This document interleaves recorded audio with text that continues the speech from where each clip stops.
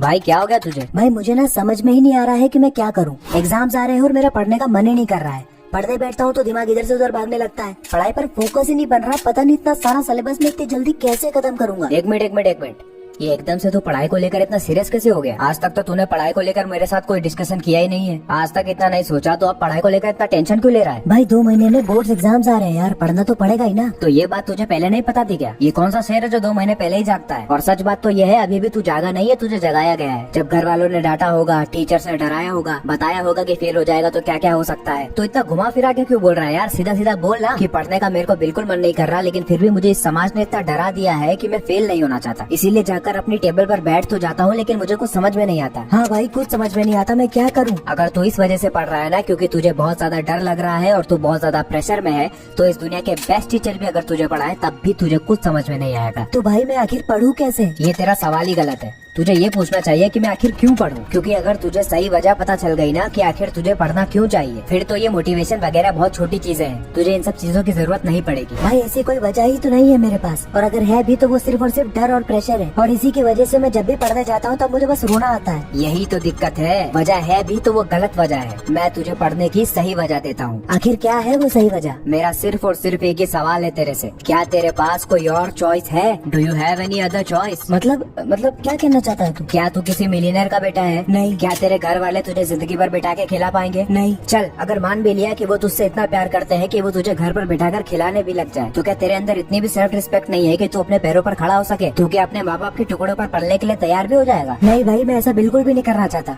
मैं अपनी जिंदगी में कुछ न कुछ बनना जरूर चाहता हूँ, लेकिन फिर भी मैं पढ़ूं क्यों मुझे ये समझ में नहीं आ रहा है, क्योंकि आज के जमाने में तो बिना पढ़े भी बहुत कुछ बना जा सकता है। वाह मेरे शेर, क्या लॉजिक दिया है। अब इतनी बड़ी बात बोली दी है तो वाला डायलॉग भी मारी दे, single piece of paper can't decide my future. अरे बेटे अगर तू सचमुच में इतना टैलेंटेड होता ना तो पढ़ाई का इतना टेंशन नहीं ले रहा होता, क्योंकि तुझे पता होता कि तेरी जिंदगी कुछ और है, और ना ही तेरे घर वाले तुझे परेशान करते, क्योंकि उनको भी दिख रहा होता कि हमारा बेटा कुछ कर रहा है। ये जो तुझे इतना टेंशन हो रहा है, इतना प्रेशर महसूस हो रहा है ना, ये खुद ही गवाही दे रहा है कि तू अभी की इस सिचुएशन से बचने के लिए बहाने मार रहा है। बहुत अच्छी बात है तू उन लोगों को देखता है, उन लोगों से कुछ सीखता है जिन लोगों ने अपनी जिंदगी में कुछ अलग किया है। ये बहुत अच्छी बात है कि तू उन लोगों को देख कर इंस्पायर हो रहा है जिन लोगों ने अपनी जिंदगी में एक अलग रास्ता चुना है। लेकिन क्या बस उन लोगों को देख लेने से काम हो गया क्या? जब तेरी बारी आई चुनने की तब तू क्या कर रहा था? तूने कुछ नहीं किया भाई, साल भर तूने बस मजे मारे, और जब आखिरी के 2 महीने में झटका लगा कि भाई एग्जाम्स आ रहे हैं, अगर फेल हो गए तो लोग मजाक उड़ाएंगे, तब डर तो लगेगा ही, टेंशन तो बढ़ेगा ही, प्रेशर तो बढ़ेगा ही भाई। तो ना तो तेरे घर वाले करोड़पति हैं और ना ही वो तुझे अपने घर में बैठकर खिलाएंगे। तो उनके टुकड़ों पर पलना भी नहीं चाहता क्योंकि सेल्फ रिस्पेक्ट की बात है, और ना ही तूने साल भर में कुछ ऐसा काम किया है जो तुझे जिंदगी में कुछ बना सकता है। तो अब बता मुझे, do you have any other choice? नहीं है भाई, कोई दूसरी चॉइस ही नहीं है। तो इस बात को समझ ले कि इस वक्त तेरे लिए जो सबसे सही काम है वो पढ़ाई ही है। जब आगे जाके तुझे साफ साफ दिखने लग जाए कि तेरे लिए कोई और चीज बनी हुई है और उसमें तू अगर चला गया तो तू बहुत कुछ कर सकता है, तो सब कुछ छोड़ छाड़ के उस काम को करना। लेकिन अभी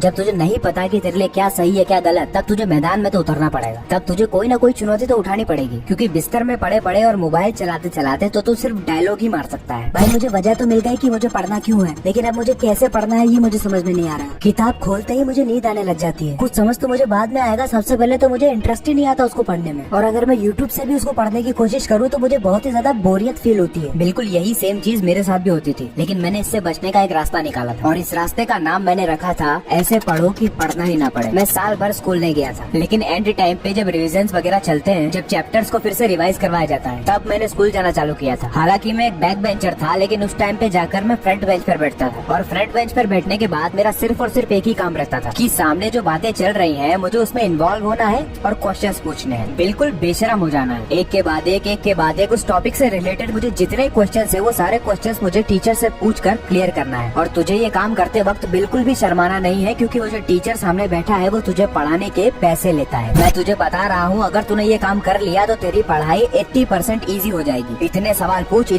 पूछ कि उस टीचर को तेरा नाम याद हो जाए। किताबें समझ में नहीं आ रही, किताबों से नहीं पढ़ पा रहा, तो ये वाला तरीका आजमा। छोटी छोटी मुश्किलें आने पर गिव अप मत कर दिया कर, हर बार नए रास्तों की ताक में रहा कर, क्योंकि जो रास्ते तू बनाएगा ना उस पे चलने में मजा बहुत आएगा, क्योंकि उस रास्ते को तू अपने हिसाब से डिजाइन कर सकता है। प्रेशर को हैंडल करने का सिर्फ और सिर्फ एक ही तरीका है कि तुझे प्रेशर में भी मजा आने लग जाए। हर बात में डरने की जरूरत नहीं है। तेरा डर खत्म करने के लिए बस एक बात कहना चाहता हूँ मैं तुझसे, हर पल में डर डर के जिया तो क्या जिया, हर पल में मर मर के जिया तो क्या जिया। कुछ ऐसा कर मेरे दोस्त कि ये सारी दुनिया कहने लग जाए, अगर इसके जैसा नहीं जिया तो क्या जिया।